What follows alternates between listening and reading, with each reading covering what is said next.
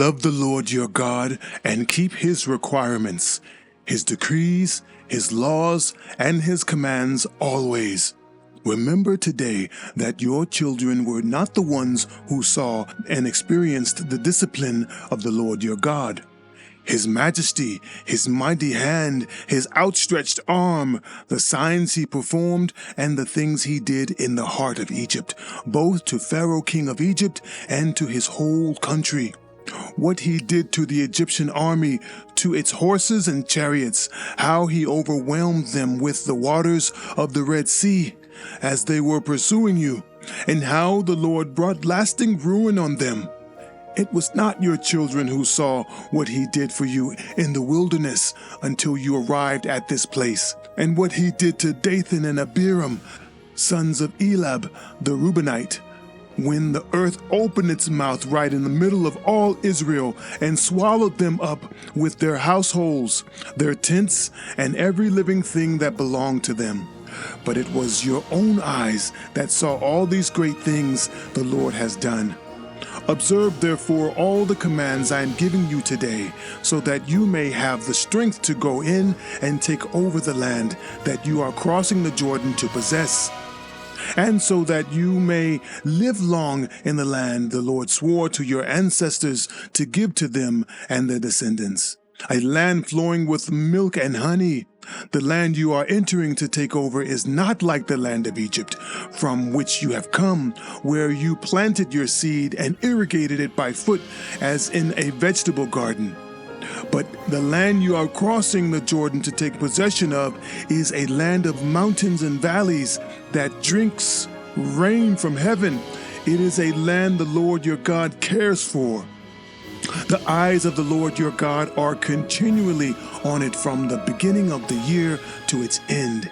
So if you faithfully obey the commands I am giving you today, to love the Lord your God and to serve him with all your heart and with all your soul, then I will send rain on your land in its season, both autumn and spring rains, so that you may gather in your grain, new wine and olive oil. I will provide grass in the fields for your cattle, and you will eat and be satisfied. Be careful, or you will be enticed to turn away and worship other gods and bow down to them.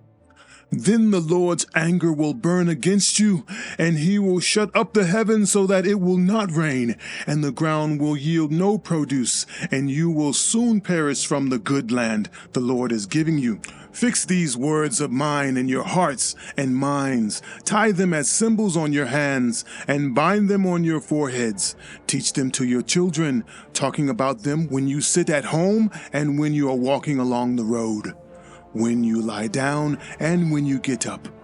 Write them on the doorframes of your houses and on your gates, so that your days and the days of your children may be many in the land the Lord swore to give your ancestors, as many as the days that the heavens are above the earth. If you carefully observe all these commands I am giving you to follow, to love the Lord your God, to walk in obedience to him, and to hold fast to him, then the Lord will drive out all these nations before you, and you will dispossess nations larger and stronger than you.